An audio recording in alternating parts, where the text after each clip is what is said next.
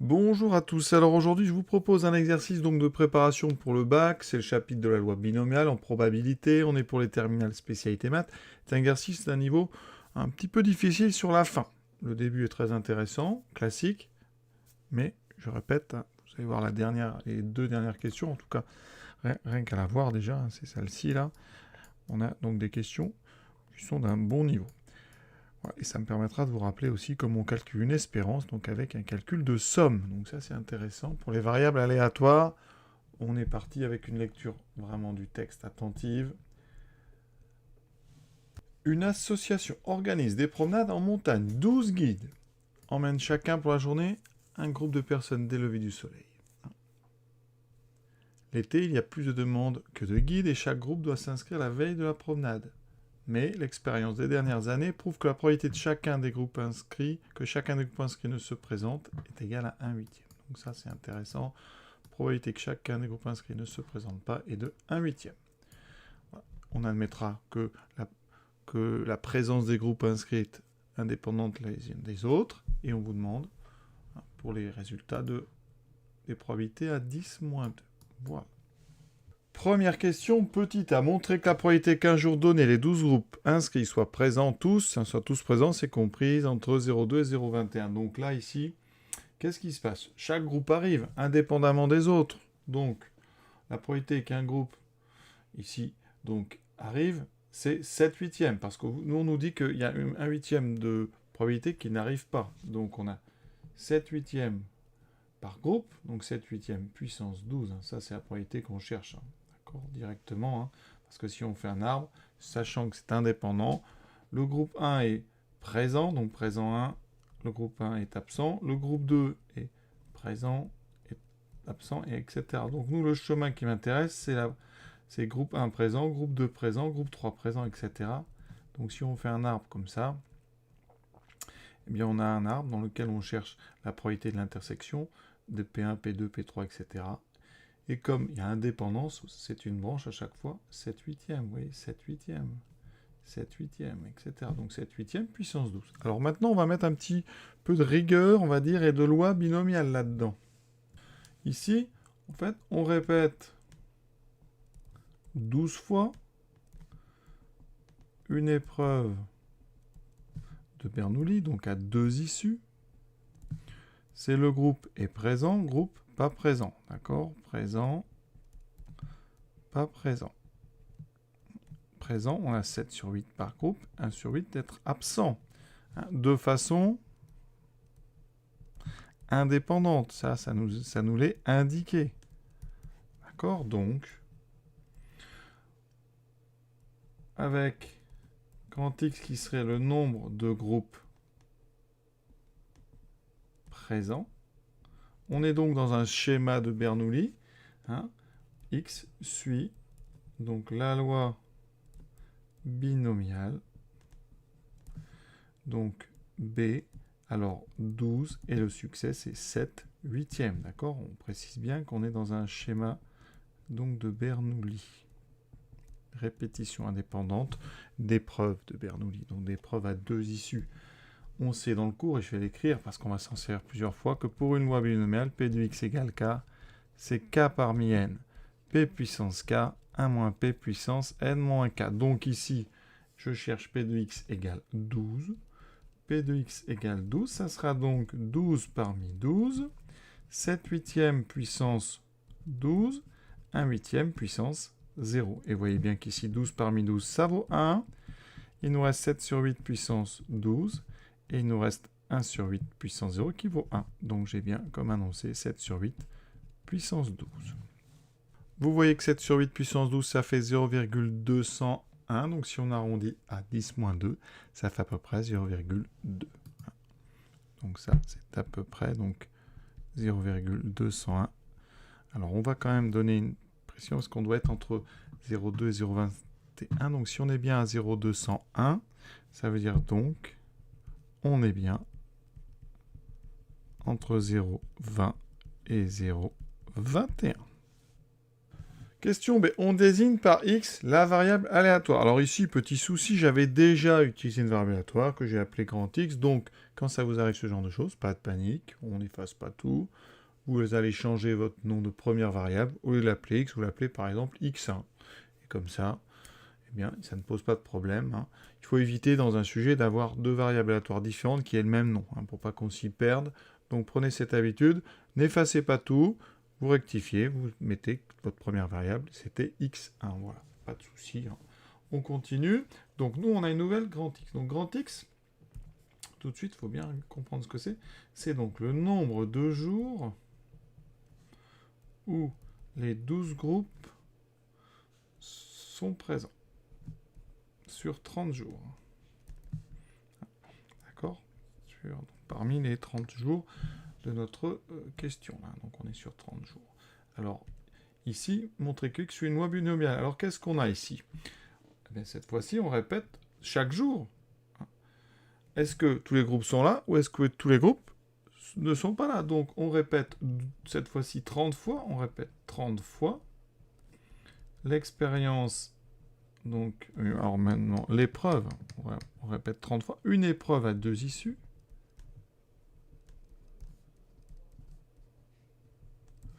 Voilà. Qui est donc ici, tous les groupes sont présents. Et le contraire hein, de tous les groupes présents. Donc, je mets une barre au-dessus. Alors, on vient de faire, dans la première question, la probabilité que les 12 groupes inscrits soient présents, c'est 7 sur 8 puissance 12. Donc ici, mon succès, c'est 7 sur 8 puissance 12. Donc, on a dit à peu près 0,201. Donc là, le contraire, je ne le mets même pas. Ça, c'est la probabilité de mon succès. D'accord ? On répète ça de façon indépendante. Hein. On nous le dit dans le texte. Donc ici, de façon indépendante, puisqu'on nous dit que les groupes inscrits se présentent indépendamment les uns des autres, hein, sur des jours différents, ça ne pose pas de problème. Donc, on est dans un schéma de Bernoulli, et notre variable aléatoire, donc x suit la loi, donc binomiale, b, donc paramètre n égale 30, le succès 7 sur 8, puissance 12. Donc là, on vient de répondre à la question. Montrer que x suit une loi binomiale dont on précisera les paramètres. Donc les paramètres, c'est n égale 30, p égale 7 sur 8, puissance 12. Préciser l'espérance mathématique de cette variable aléatoire. Alors c'est du cours, ça. Hein, en haut, je vous ai donné la formule pour calculer p de x égale k. Je peux aussi vous dire que dans une loi binomiale, hein, donc si x suit bnp, e de x, c'est n fois p. D'accord ? Donc ici, l'espérance, on vous dit préciser d'ailleurs, vous voyez, hein, c'est juste un petit calcul rapide, c'est donc 30 fois 7 sur 8, puissance 12. Donc on va le calculer avec la machine. Hein, voilà. Donc je vais faire ça multiplié par 30. J'obtiens, on va arrondir à 10 moins 2, donc 6, alors c'est pas une probabilité ça, donc je peux le garder un petit peu plus. Bon, on va dire 6,04. Donc à peu près 6,04. Quelle signification peut-on donner à ce résultat x ? Ça compte le nombre de jours où 12 groupes sont, où les 12 groupes se sont présentés. Donc 6, ça veut dire qu'en moyenne, hein, il y a 6 jours du mois sur lesquels tous les groupes se sont présentés. Donc en moyenne, il y a 6 jours sur 30 où tous les groupes se présentent. On me demandait aussi, hein, donner la signification de x, des événements x égale 30 et x égale 0. J'avais oublié de le faire. Donc, x égale 30. Ça veut dire que hein, pendant les 30 jours, hein, donc pendant 30 jours, tous les groupes se sont présentés. Donc, aucun désistement pendant le mois. D'accord ? P de x égale 30. Donc, ça sera 30 parmi 30, donc 30 jours sur 30. On va avoir 30 succès, donc 7 huitième puissance 12 à la puissance 30. et ensuite pas d'échec, donc on aura le contraire. Alors si vraiment je vais remplir, ça donne ceci, mais à la puissance 0, donc ça fera 1. Il me reste 30 sur 30 qui vaut 1, donc 7 huitièmes puissance 12 à la puissance 30. Alors si on veut simplifier, ça fait 7 huitièmes à la puissance 12 fois 30. 3 fois 12, 36, ça fait puissance 360. Et vous voyez qu'on trouve un nombre vraiment ridiculement petit ici, 1,3 fois 10 puissance moins 21. Donc 1,3 fois 10 puissance moins 21. On vous demande d'arrondir à 10 moins 2, donc c'est à peu près 0. Autrement dit, ici, ça n'arrive quasiment jamais. Maintenant, on vous demande x égale 0. Ça veut dire que pendant donc, les 30 jours, pendant le mois, il n'y a aucun jour, enfin il y a toujours eu des groupes qui se désistent. Il y a toujours au moins un groupe qui se désiste. Au moins un groupe par jour qui se désiste. Donc, P de x égale 0. C'est 0 jours parmi 30 où il y a tout le monde, fois le succès, donc puissance 0, on peut l'écrire, ça fait 7 huitièmes puissance 12 à la puissance 0, et l'échec, ceci, puissance 12, mais à la puissance 30. Donc 0 parmi 30, on sait que ça fait 1, ça c'est puissance 0, donc il reste uniquement 1 moins 7 sur 8, puissance 12 à la puissance 30.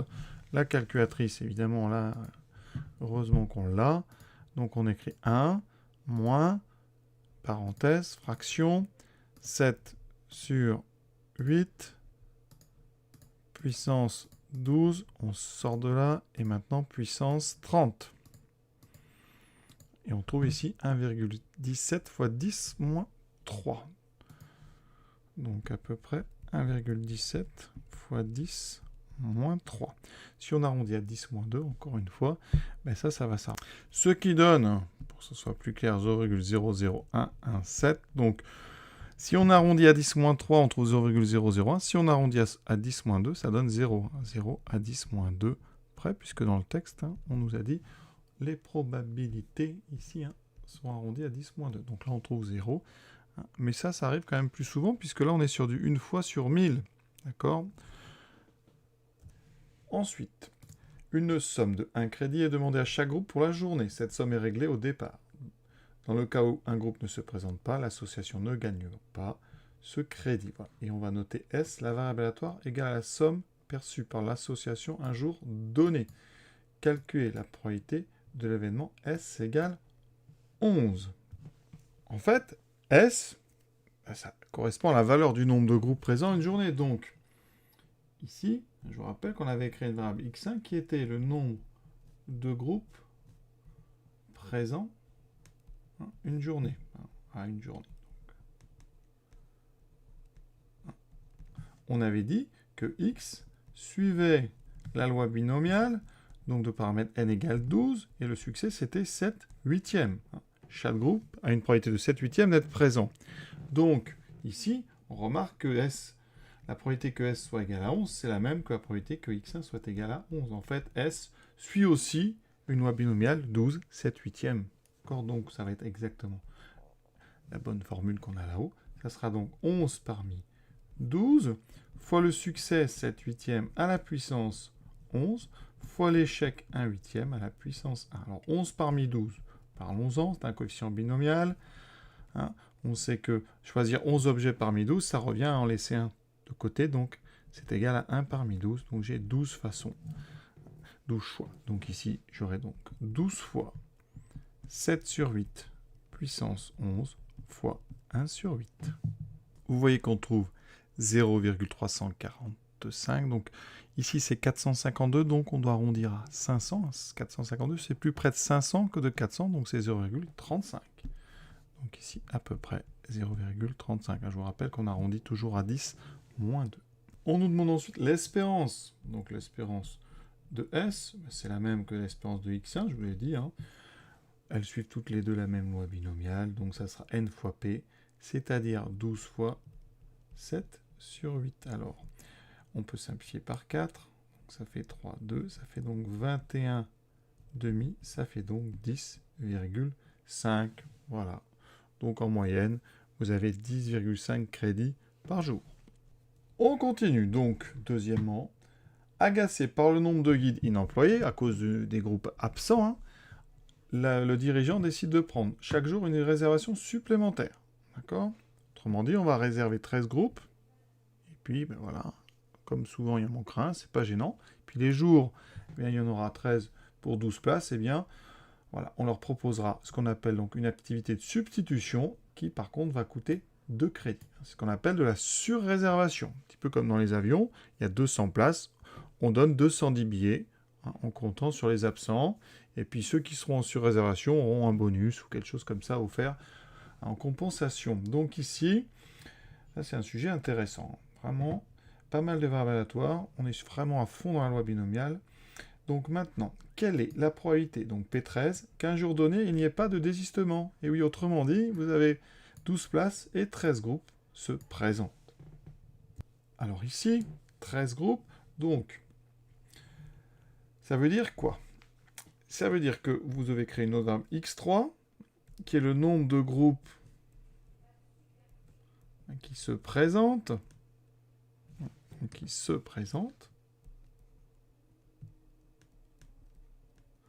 Alors, on ne va pas répéter. Les groupes se présentent de façon indépendante, etc. Donc, x2 suit donc la loi binomiale, toujours. Par contre, on répète 13. Donc, c'est 13, 7 sur 8. Chaque groupe a encore une probabilité de 7/8 d'être présente. Nous, on veut quoi? On veut la probabilité P13, c'est-à-dire la probabilité que x2 soit égal à 13. Donc, c'est 13 parmi 13 fois 7/8 puissance 13 fois 1/8 puissance 0. Quand on a fini cet exercice, finalement, on a quand même maîtrise des formules parfaite. C'est vraiment un super exercice. Donc 13 parmi 13, ça fait 1. Il nous reste donc 7 sur 8 puissance 13. C'est un petit peu la même question, mais avec 13 groupes au lieu de 12. Vous voyez, ça donne 0,176 à peu près. Donc on arrondit, ça fera 0,18. Donc à peu près 0,18. Donc 18% de chance que 13 groupes arrivent au lieu de 12. Petit b, maintenant une autre variable aléatoire. R, c'est donc égal au coût de l'activité. D'accord? Alors préciser la loi de la variable aléatoire R et calculer son espérance mathématique. Alors en fait, il peut se passer deux choses. Soit il y a 12 groupes, ou moins. D'accord? Soit il y a 13 groupes qui sont là. D'accord? S'il y a 12 ou moins de 12 groupes, R est égal à 0. S'il y a 13 groupes, on doit payer l'activité de substitution qui coûte 2. Donc R est égal à 2. Donc on doit calculer cette variable aléatoire. Elle prend donc deux valeurs, 0 ou 2. La probabilité que R soit égal à 2, eh bien on l'a dit, c'est à peu près 0,18. C'est égal donc à 7 sur 8 puissance 13. C'est là où vous avez 13 groupes. Donc la probabilité que R soit égal à 0, c'est donc le contraire. C'est 1 moins 7 sur 8 puissance 13. Donc voilà en fait la loi. C'est donc, on va mettre ça sous forme d'un petit tableau si vous voulez, mais ça c'est une loi. C'est l'ensemble des probabilités des différentes valeurs de notre variable aléatoire R. Dans un tableau, ça donne ceci. Donc les valeurs, la première que je peux appeler R1, la deuxième R2, la probabilité ici de R1, la probabilité de R2, tout est résumé. On vous demande ensuite l'espérance mathématique, donc là vous avez votre loi de probabilité. Pour l'espérance, c'est une moyenne qu'on calcule à l'aide donc, de cette loi de probabilité. On aura donc valeur de R1 fois la probabilité de R1, donc c'est 1 moins 7 sur 8 puissance 13 multiplié par 0. En général, on ne l'écrit même pas, c'est vraiment pour détailler. Ensuite, la probabilité de R2 multipliée par la valeur de R2, c'est-à-dire 2. Donc l'espérance, c'est 2 fois 7 sur 8 puissance 13. Alors 7 sur 8 puissance 13, on avait trouvé 0,176, si je ne me trompe pas, donc ça fera à peu près 0,36. On va quand même vérifier la calculatrice, en plus on a encore le résultat, donc on fait x2, et vous voyez que ça fait 0,35. Ah, mais vous voyez que les problèmes d'arrondi, il faut faire attention. Donc là, ici, on va mettre 0,35. Il faut faire attention. Donc ça veut dire que, eh bien, sur une longue période, en moyenne, eh bien, chaque jour, votre activité de votre sur-réservation coûtera 0,35 crédits. Question C. Là, on arrive sur des choses quand même difficiles. Là, on voit que c'est un sujet, vous voyez, ça c'est bac 2003. Donc c'est des vieux sujets quand même. Et on est sur des belles questions. Alors, comment on monte ce gain moyen? Alors déjà, on va étudier la variable aléatoire gain. Alors, les gains, quelles sont les possibilités? Alors, si 0 groupe ne viennent, vous allez gagner 0 crédit, donc c'est 0. La probabilité que ça arrive, c'est P de x égale 0. Donc ça sera les probabilités qui correspondent à chaque gain. Si un groupe vient, j'ai donc une probabilité de P de x égale 1 que ça arrive, et le gain, c'est 1. Ici, jusqu'à, en fait, 12 groupes, eh bien, je vais gagner K crédit. Et la probabilité que ça arrive, c'est donc P de x égale K, avec x, rappelez-vous que c'est la variable x2. Cette variable x2, c'est donc le nombre de groupes qui viennent, qui sont présents, sur les 13. Là, on fait venir 13 groupes. Donc, on a jusqu'à P de x2 égale 12. Je rappelle que x2 suit la loi binomiale, qui était donc 13, 7 sur 8. Paramètre n égale 13, probabilité de succès 7 huitièmes. Et on a ici une 14e valeur. C'est quand 13 groupes viennent. Si 13 groupes viennent, qu'est-ce qui se passe? On est en sur-réservation. Autrement dit, il y a eu 13 crédits de payer, mais on a une activité de substitution, on a moins 2 crédits pour la substitution. Donc, le gain, ce n'est pas 13, mais 11. On va gagner que 11. Et la probabilité que ça arrive, c'est la probabilité que x2 soit égal à 13, et on a dit que c'était justement cette fameuse probabilité P13. Donc voilà, on a toute notre loi de probabilité. Maintenant, on va calculer son espérance, qui nous donnera le gain moyen. Pour calculer l'espérance, une sorte de moyenne ici, ça sera donc l'espérance du gain. Autrement dit, le gain moyen, c'est donc gain moyen. Ça va être une formule un petit peu longue. Alors pour les 13 premières valeurs, de k égale 0 jusqu'à 12, c'est simple. On va multiplier chaque valeur par sa probabilité. Et comme c'est toujours la même formule, ça fera donc des k multipliés par p de x 2 égale k. Et on va faire la somme de k égale 0 à 12. Pour la dernière colonne, c'est un petit peu différent, vous voyez.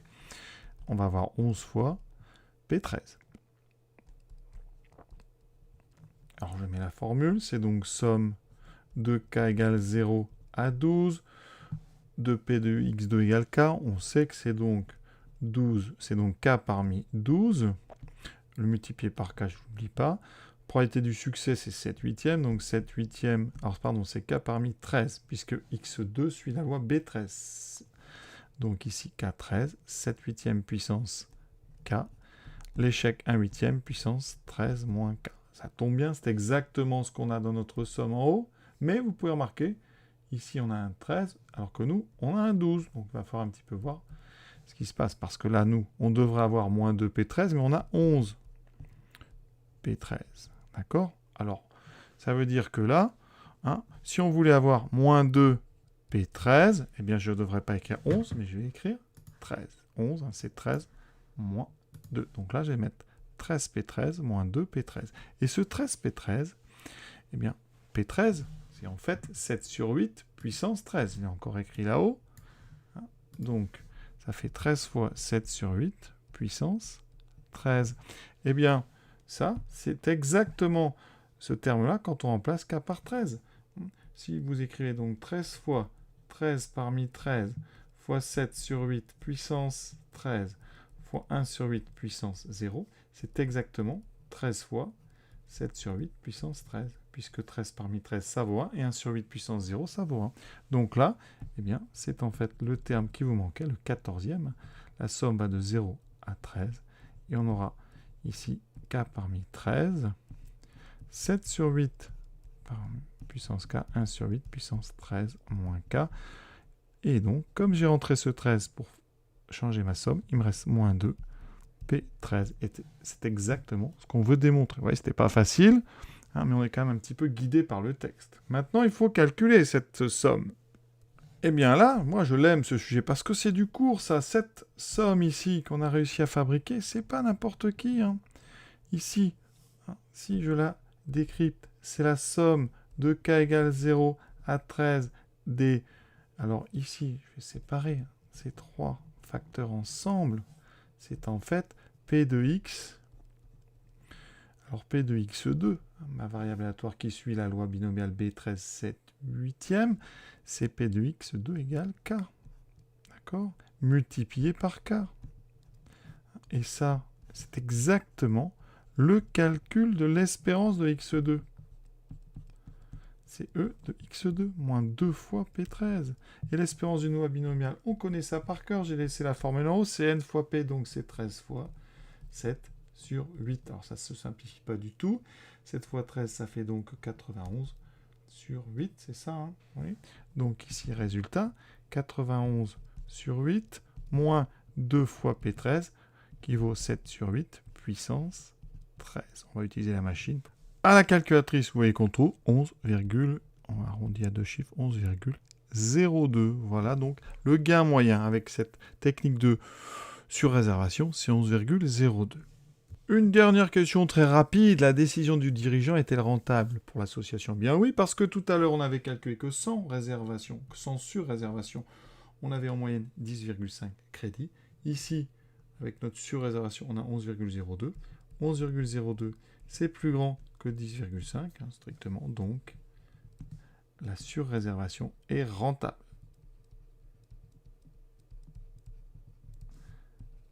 Et l'exercice est terminé. Vraiment un très très bel exercice, hein. Alors un très bon niveau, hein, presque un petit peu trop dur pour le bac, mais en tout cas pour travailler c'est parfait, il y a absolument tout ce qu'on veut sur les lois binomiales. Voilà, je vous souhaite une bonne fin de journée en espérant que ça vous ait plu, à bientôt.